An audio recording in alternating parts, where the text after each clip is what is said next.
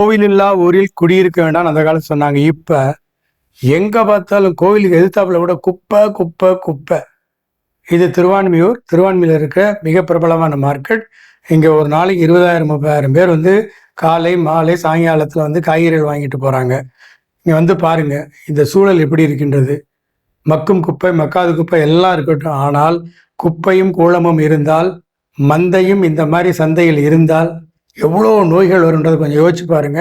அப்படியே வாங்க திருவான்மியூர் கோயிலுக்கு எதிர்த்தாப்புல, அது ஈசிஆர் தொடக்கத்தில் இந்த வழியாக தான் நம்மளுடைய சிஎம்மாக இருக்கட்டும், எதிர்கட்சி தலைவர், முன்னாள் முதல்வர் எல்லாரும் போகிற ஒரு முக்கியமான ரோடு. ஏன் திரு கமலஹாசன் உன்னால் முடியும் தம்பி என்று பாட்டு பாடி குப்பையை கூட்டிய கமலஹாசன் கூட இது வழியாக தான் போகிறாரு.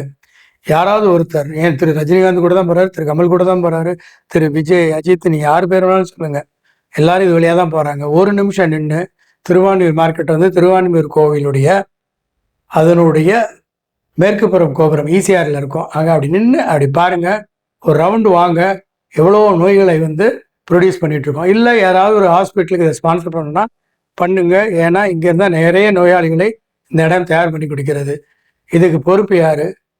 லோக்கலில் இருக்கிற கவுன்சிலரா, இல்லை எம்எல்ஏவா, இல்லை எம்பியா? இப்போ இருக்கிற வேளச்சேரி மினிஸ்டர்